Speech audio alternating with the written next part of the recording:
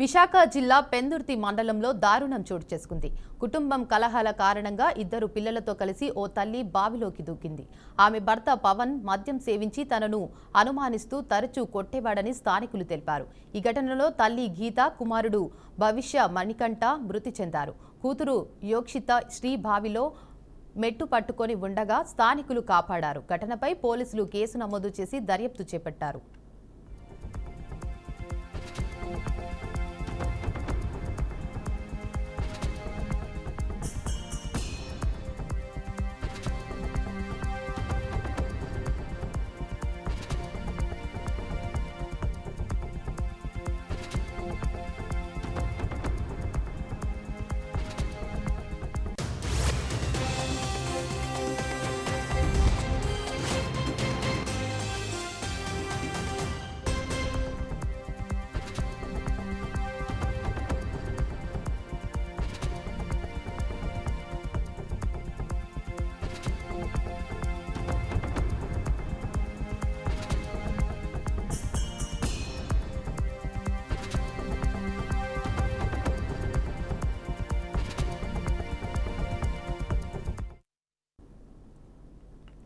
విశాఖ జిల్లా పెందుర్తి మండలంలో దారుణం చోటు చేసుకుంది. కుటుంబం కలహాల కారణంగా ఇద్దరు పిల్లలతో కలిసి ఓ తల్లి బావిలోకి దూకింది.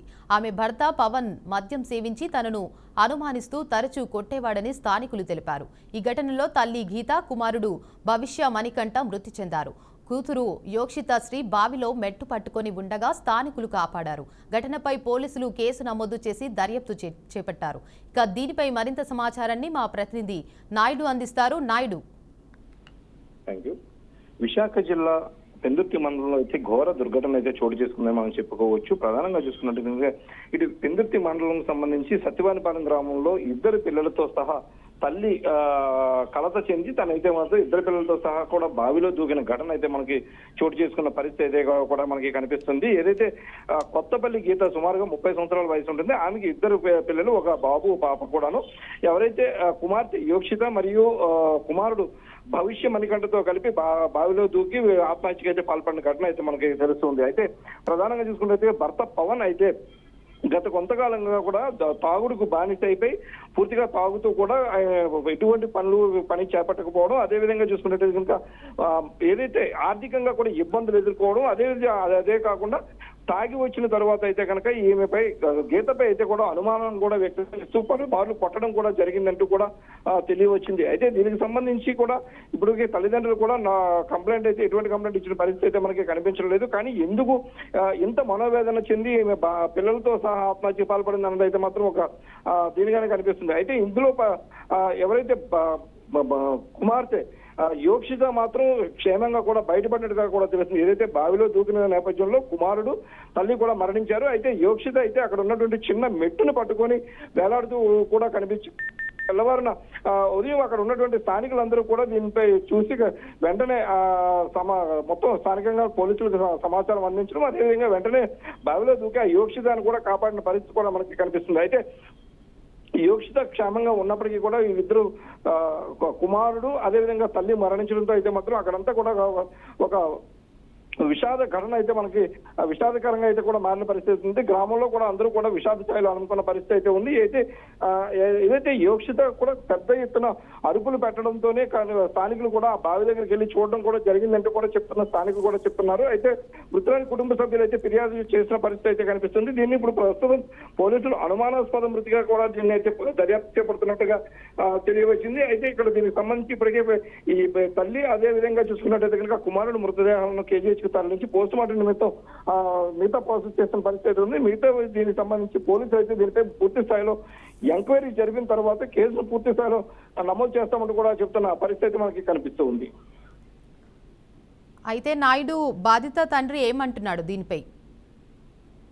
ఇప్పటి వరకు మనం చూసుకున్నట్టయితే కనుక ఇటు పవన్ కావచ్చు, అదేవిధంగా కుటుంబ సభ్యులు కూడా ఇక్కడున్న బాధలో ఉన్న నేపథ్యంలో అయితే ప్రస్తుతం వాళ్ళైతే ఏమి చెప్పే పరిస్థితుల్లో లేరు. వారందరూ కూడా విషణ వదనాలతో అయితే కనుక ఉన్న పరిస్థితి అయితే కనిపిస్తుంది. ఎందుకు ఇలాంటి ఘాతుకానికి బాధపడింది, అదేవిధంగా మా వద్దకు వచ్చినట్టయితే కనుక నేనే చూసుకునే వాళ్ళమే ఇంత ముక్కుపచ్చలారనే పిల్లలని ఇద్దరిని కూడా తీసుకొని బావిలో దూకడం పట్ల అయితే మాత్రం అందరూ కూడా బాధను అయితే వ్యక్తం చేస్తున్న పరిస్థితి అయితే ఉంది. అయితే యోక్షిత మాత్రం తన తల్లిని కోల్పోయిన బాధ కావచ్చు, అన్నను కోల్పోయిన తమ్ముని కోల్పోయిన దీనికి సంబంధించి అయితే మాత్రం తను ఏమీ మాట్లాడలేని పరిస్థితిలో ఉన్న నేపథ్యంలో ఆమెను కూడా స్థానికంగా ఉన్న ఆసుపత్రికి తరలించి వైద్యం కూడా అందించిన పరిస్థితి అయితే మనకి కనిపిస్తూ ఉంది.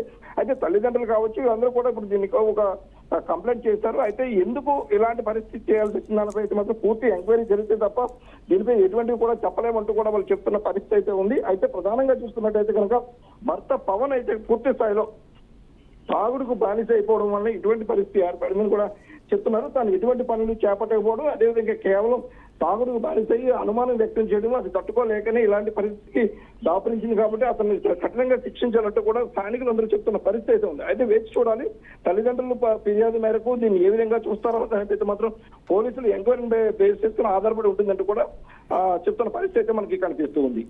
అయితే నాయుడు, ఈ ఘటనపై పోలీసులు ఎవరినైనా అరెస్ట్ చేశారంటారా?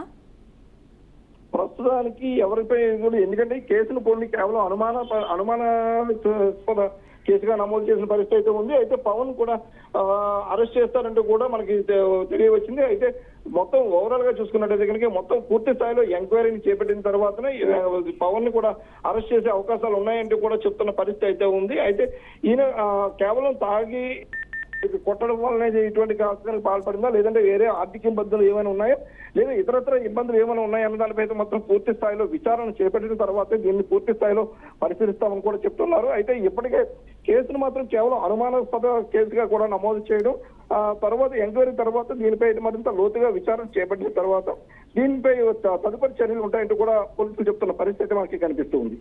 ప్రస్తుతం దర్యాప్తు ఏ దశలో ఉందంటారు?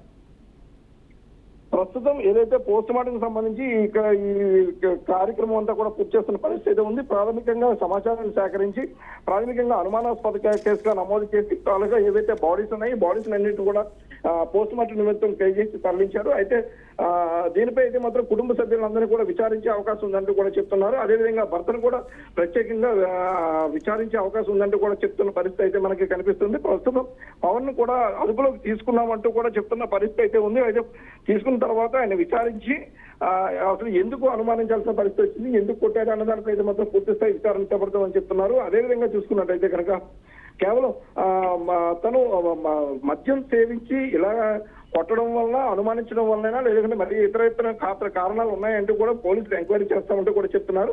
ఈమెకి సంబంధించి ఇటు మొబైల్ కావచ్చు, లేదంటే ఇంట్లో ఉన్నటువంటి పరిసరాలను కూడా మొత్తం పూర్తి స్థాయిలో ఎంక్వైరీ చేస్తాము. తదనంతరం ఈ కేసును అయితే మాత్రం పూర్తి స్థాయిలో విచారించిన తర్వాత ఈ కేసును ఏ విధంగా నమోదు చేయాలని దానిపై అయితే మాత్రం ఆలోచిస్తామంటూ కూడా చెప్తున్నారు. ప్రాథమికంగా ఉన్న సమాచారం మేరకు కేవలం ఒక అనుమానాస్పద కేసుగానే నమోదు చేశారు. అంటే ఈమె ఓన్లీ ఆమెంతరాన్ని ఆత్మహత్యకు పాల్పడిందా, లేదంటే ఎవరైనా తీసుకొచ్చి ఇక్కడ బావిలోకి నెట్టారా అన్న దానిపై అయితే మాత్రం పూర్తి స్థాయి విచారణ చేపడితే తప్ప దీనిలో ఉన్నటువంటి విషయాలు అయితే బయటకు రావంటూ కూడా చెప్తున్న పరిస్థితి అయితే మనకి ఉంది. ఏది ఏమైనప్పటికీ కూడా పూర్తి స్థాయిలో విచారణ చేపట్టిన తర్వాత మాత్రమే ఈ ఘటనకు సంబంధించి మిగతా వివరాలను వెల్లడిస్తామంటూ కూడా పోలీసులు చెప్తున్న పరిస్థితి మనకి కనిపిస్తుంది. Right, thank you Naidu.